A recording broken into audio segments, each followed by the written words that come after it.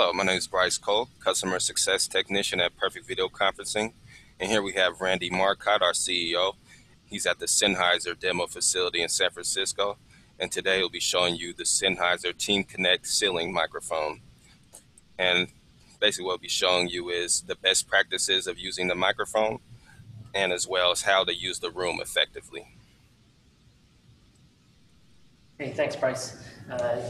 Obviously, Randy here, and to the Sennheiser community of resellers, welcome to the San Francisco facility. We're going to use this together to show our customers the amazing ceiling array, and then to any customer that's tuning in, there's some physics about this room that makes what's happened here pretty extraordinary. So as far as the physical layout goes, I've got one recording camera here that will move around, and then I've got another laptop dialed in looking at the ceiling. So the physics of this room, we're in a 40 by 20-ish room. Outside of the room is an echo chamber. Hard surfaces, hard walls, hard table. The ceiling kit itself sits 7.5 feet from the table on a 10.5-foot ceiling. The TV that you see in the distance, there's a Logitech PTZ Pro and then just a Logitech webcam, so you can plug your laptop into the table.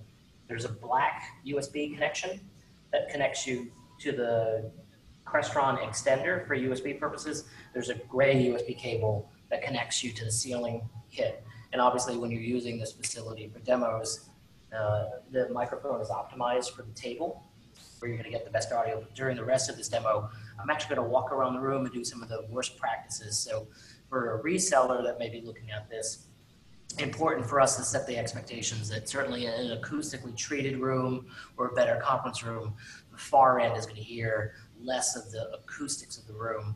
But the magic of this room that we see is that even in a beautifully designed, stark conference room, the microphones in about 10 minutes ended up by tuning itself to the room. So when we first set it up and got everything connected, we had a lot of gaps in where the audio would pick up in the room. And now that the microphone has auto-tuned itself to the room and calibrated, we're getting none of the, there's music playing in the background, which you shouldn't be able to hear. You may hear occasionally. There's trucks rolling by on the streets, not hearing any of that. So the physics have been corrected by the magic of the ceiling tile kit. So again, there's that laptop that I'm talking to you from. Mostly there's cables that run over to the TV so you can do your video call this way. So for a physical layout, again, I'll move the camera around. Gray cable USB that goes to the ceiling kit.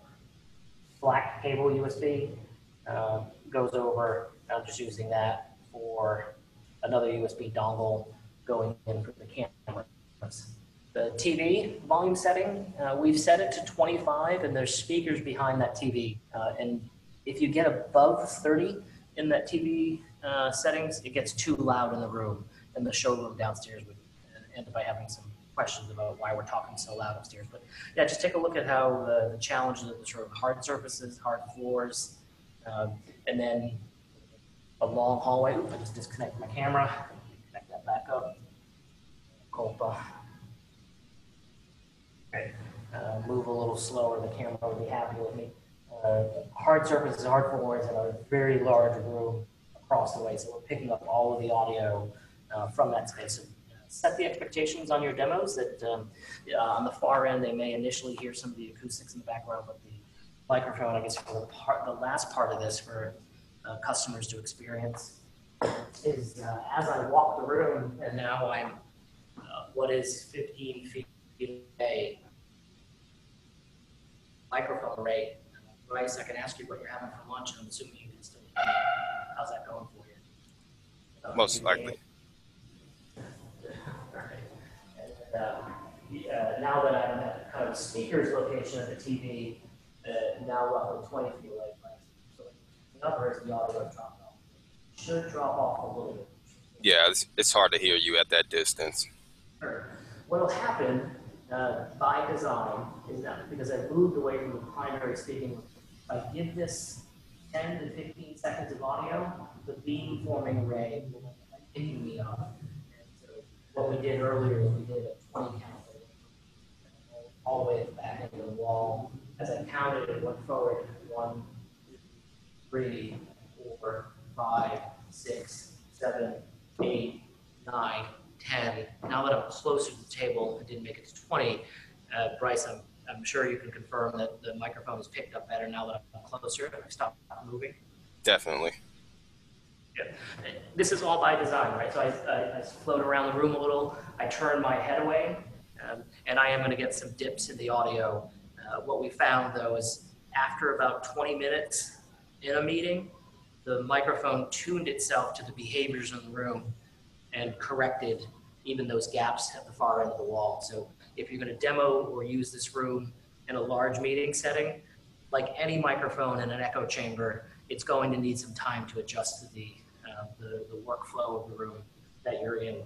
Bryce, I don't think there's any other stones unturned as far as using the room, or at least a demo of the mic. Can you think of anything that I may have missed? No, I believe that's everything. Good. And now that I'm back in a normal position, I'm not really even looking at the microphone, would you accept the audio coming out of this as perfect video conferencing quality audio? I would. Yeah, good. All right, I'll tune in to any feedback you all have on the physics of this, but to the Sennheiser team, thank you for involving us. To the AVDG team who did all the wiring, cabling, and client and sealants. It's an awesome partnership between you guys and Sennheiser, and it's nice to be in the same community with such fine folks. So thank you for tuning in. I'm glad this room is now working, and let's keep our customers satisfied with great Sennheiser audio. Thanks, Bryce, for helping with this, sir.